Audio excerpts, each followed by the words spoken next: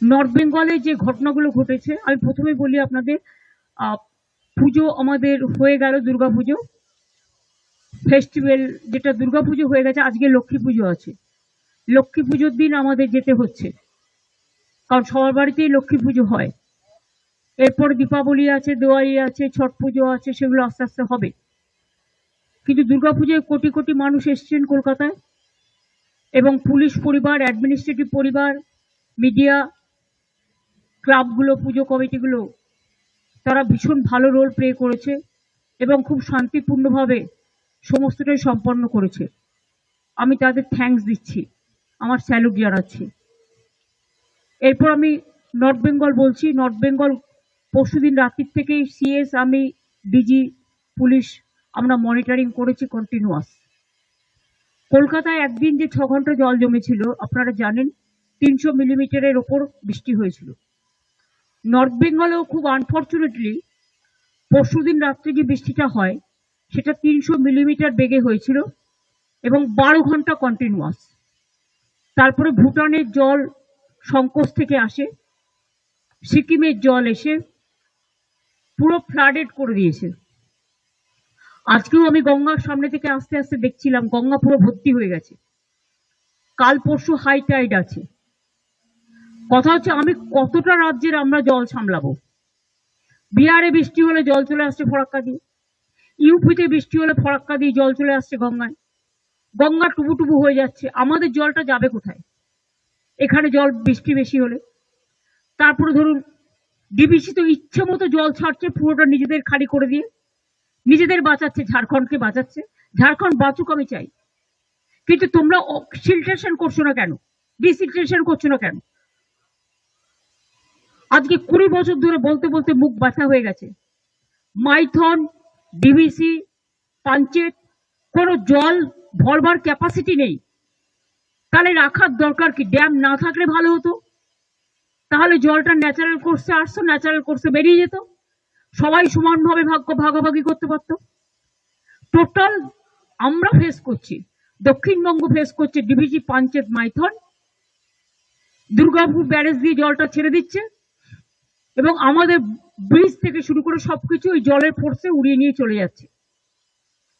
North বেঙ্গলেও যেটা হয়েছে,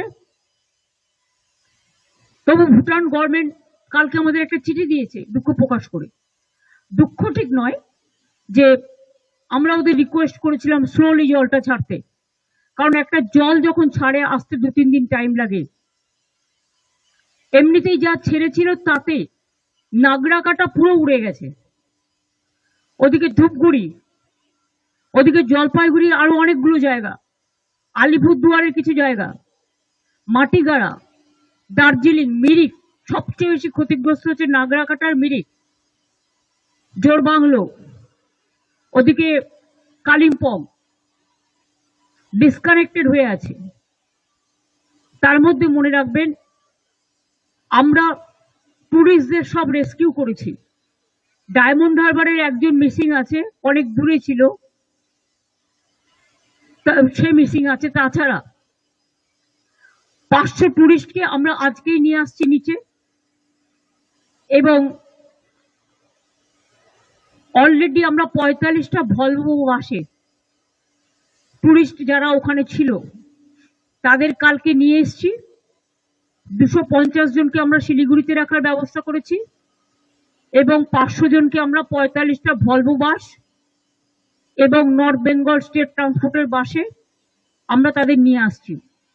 আর টুরিস্টরা যারা আসতে পারেনি এখনো পর্যন্ত, হোটেলগুলোকে বলা হয়েছে তোমরা কোনো খরচা নেবে না ওদের কাছে, দরকার হলে গভর্নমেন্ট দেখবে।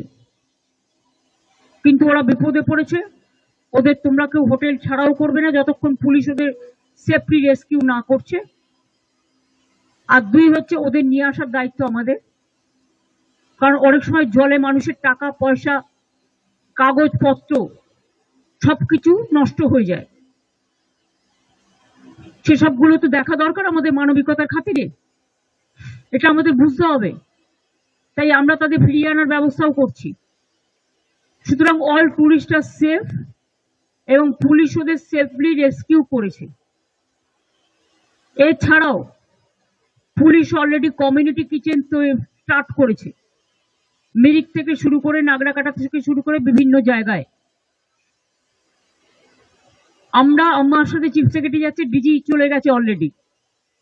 অরূপ বিশ্বাসকে আর গৌতম দেবকে আমি আজকে ধূপগুড়ি পাঠিয়ে দিয়েছি, এবং আমি আর সিএস যাচ্ছি হাসিমারাতে। হাসিমারা থেকে আমরা যাব নাগরাকাটায়, যতদূর পর্যন্ত যাওয়া যায় ততদূর পর্যন্ত যাব, গিয়ে চেষ্টা করব আমরা, কিন্তু হয়তো অতদূর যাওয়া যাবে না, কারণ রাস্তা টাস্তা সব ডুবে আছে। এমনকি বিডিও অফিস এমন জল ছেড়েছে, বিডিও অফিস, পুলিশ স্টেশন সবটাই জলের তলায় চলে গেছে। মানুষ আসবে কি করে?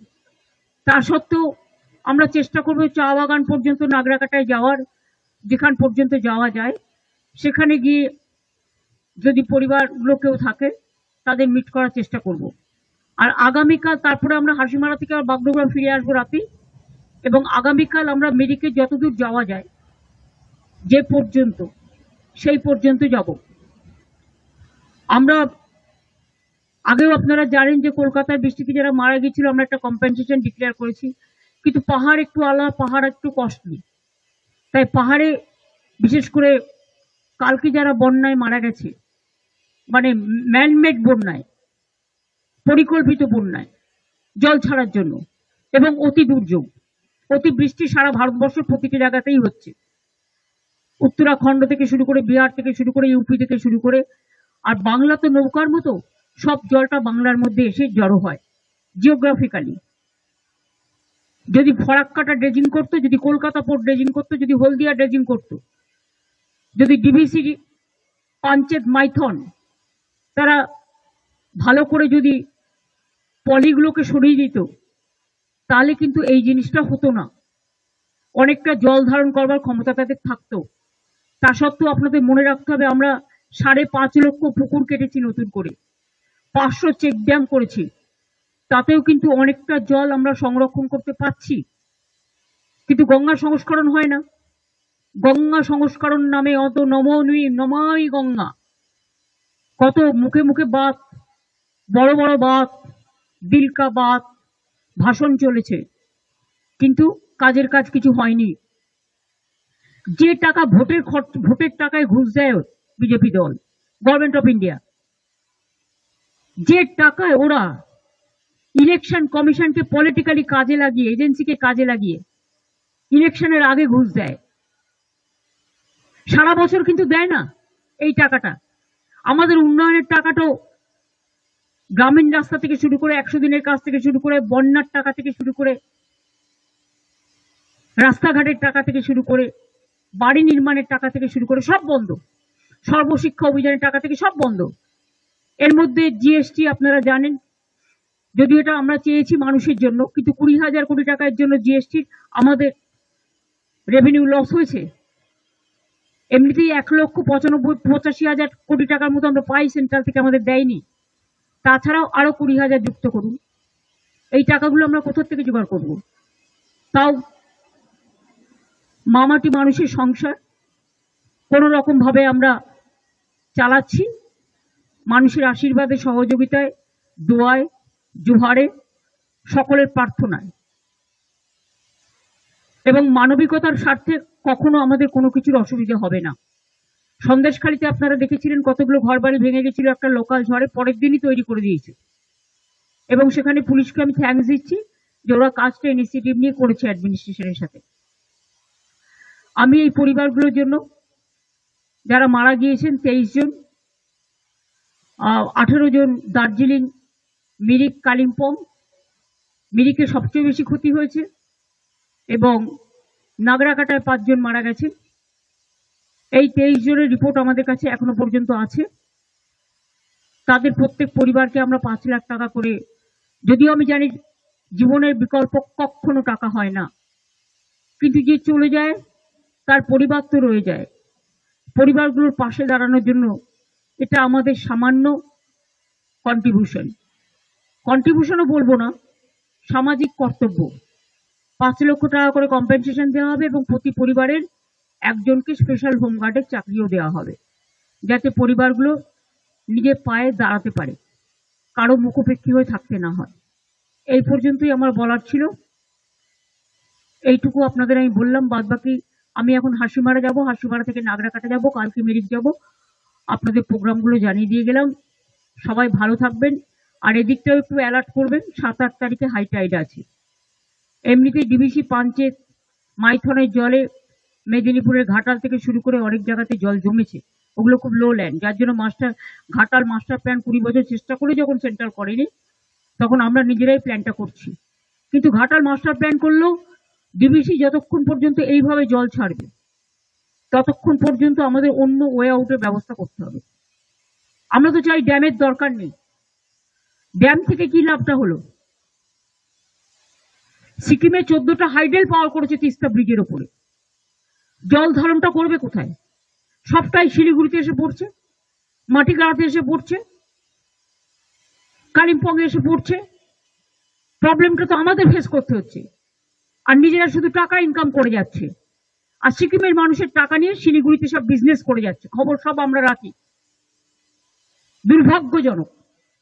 ওরা তো 90% সাবসিডি পায়। আর জেনে রাখবেন, সিকিমকে 8 স্টেটে আমরা ইনক্লুড করেছিলাম, তৃণমূল কংগ্রেস। কারণ যখন অটল বিহারী বাজপেয়ী প্রধানমন্ত্রী ছিলেন, তখন আমরা একটা বেঙ্গল প্যাকেজ করেছিলাম। আমরা সরকারে যাইনি, তখন আমরা সিকিমকে ইনক্লুড করিয়েছিলাম বাংলার পার্শ্ববর্তী বলে। আমাদের অনেক টুরিস্ট যায়, অথচ ওরা সেখানকার মানুষের টাকাটা পায়, টাকাটা মানুষের কাজে না লাগিয়ে সেই টাকাটা শিলিগুড়িতে এসে ব্যবসার কাজে লাগায় আর দার্জিলিংকে উস্কানি দেয়। আমি যেমন পাহাড়কেও ভালোবাসি, আপনারা দেখেছেন কয়েকদিন আগেও নর্থ বেঙ্গল থেকে আমি ঘুরে এসেছি, আবার আমাকে লক্ষ্মী পুজোর দিনই চলে যেতে হচ্ছে, কারণ কোনো উপায় নেই বলে। মানুষ যখন বিপদে পড়ে তখন আমাদের কাছে উৎসব বড় কথা নয়, উৎসব মানুষের মানবিকতাই হচ্ছে সবচেয়ে বড় উৎসব। তাই এইটুকু বললাম। আমি এবার যাই, যত দেরি হবে তত আমাদের